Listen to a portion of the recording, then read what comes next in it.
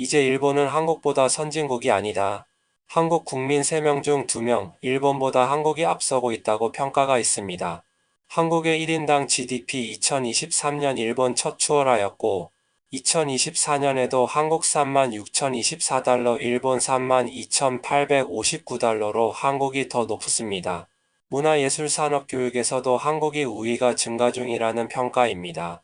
그리고 최근 한국 청년층 1829세 일본 호감도 66%로 급증하였고, 일본에서도 호감도 상승 중 1829세 66.2%입니다. 이 소식이 일본에서도 화제가 되고 있습니다. 정말 한국이 일본을 넘어서고 있는 걸까? GDP가 앞섰다고 해도 모든 면에서 그렇다고 보긴 어렵지 않나? 한일 관계는 앞으로 어떻게 변할까? 한편 과거사 문제에 대한 갈등은 여전합니다. 과연 앞으로 한일 관계는 어떤 방향으로 나아갈까요? 지금 바로 일본 반응을 확인해 보시죠. 선진국 사람들은 굳이 자기 나라가 선진국이라고 강조하지 않아요. 그걸 항상 의식하는 것 자체가 후진국 근성이죠. 문화적으로 뛰어나다고요? 노래하고 춤추는 그룹이야 많지만 왜 밴드 문화는 전혀 발전하지 않았나요? 클래식 악기 연주자는 꽤 많은 것 같지만 자신이 돋보이지 않는 건 하기 싫은 걸까요?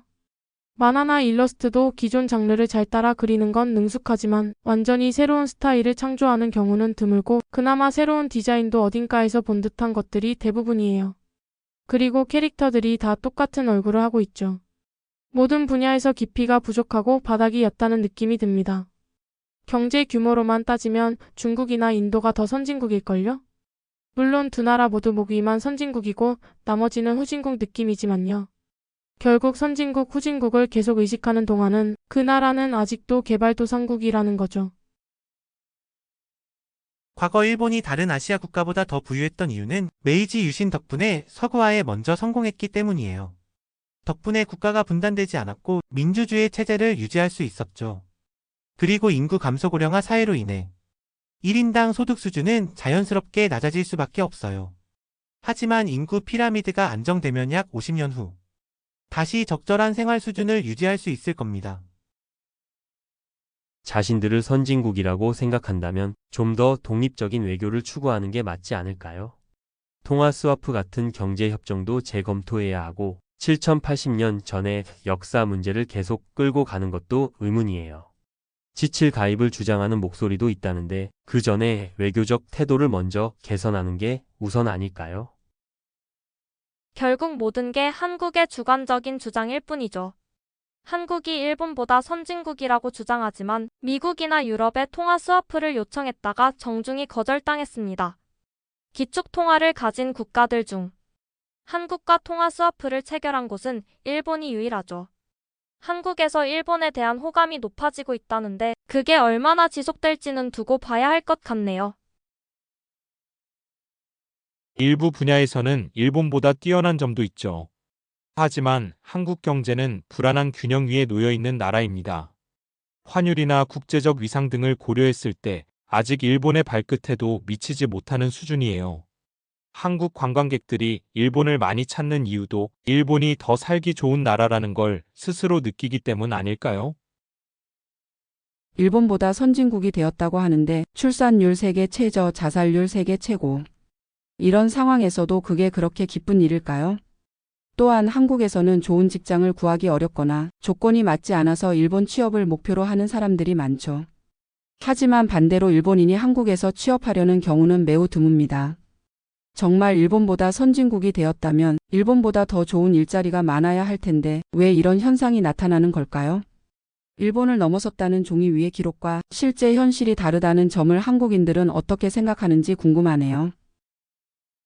일본은 꾸준히 기술 개발에 적극적으로 투자하고 있습니다. 하지만 혁신적인 기술이 자리 잡으려면 2030년 정도의 시간이 필요해요. 지금까지 일본의 기술이 주변국으로 유출되면서 그 격차가 줄어든 것처럼 보일 수도 있지만 계속해서 새로운 기술이 나오고 있기 때문에 주변국이 따라오지 못하는 차이가 다시 생길 겁니다. 어느 나라가 더 선진국인지 따지는 건 솔직히 별로 중요하지 않아요. 하지만 서로 선진국이라면 한쪽이 다른 쪽에 의존하는 일은 없어야겠죠. 일본도 부채가 많아서 한국을 지원할 여유가 없고 한국도 일본에 의존할 필요는 없죠. 한국이 일본에 호감을 보이고 있다지만 그게 지속되려면 역사인식도 객관적인 사실에 근거해 바뀌어야 합니다. 과거에도 일본과 한국이 화해 분위기로 가는 듯 했지만 결국 역사 문제가 발목을 잡았어요. 이 문제가 해결되지 않으면 어떤 우호 관계도 쉽게 깨질 수 있습니다.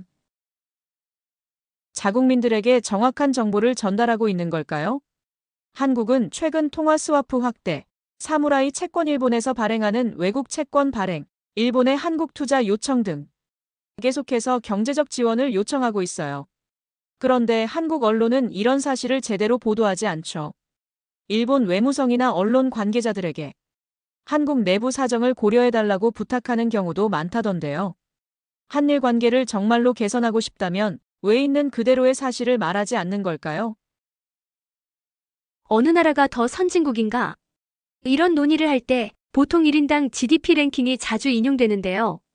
하지만 일본은 2023년 32위, 2024년에는 22위로 애초에 상위권이 아니기 때문에 그런 결과가 나오는 겁니다.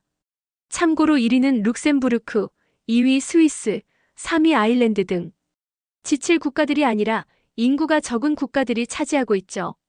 경제 발전이나 기술력, 복지 수준과는 크게 관련이 없는 지표라서 이 데이터만으로 선진국 여부를 논하기는 어렵다고 생각합니다. 같은 질문을 일본인에게 하면 아마도 일본이 더 선진국이다라는 의견이 압도적으로 많겠죠. 그만큼 객관성이 떨어지는 조사라고 봅니다. 지금까지 기사와 댓글을 보았습니다. 여러분은 어떻게 생각하시나요? 댓글로 의견을 남겨주세요. 감사합니다.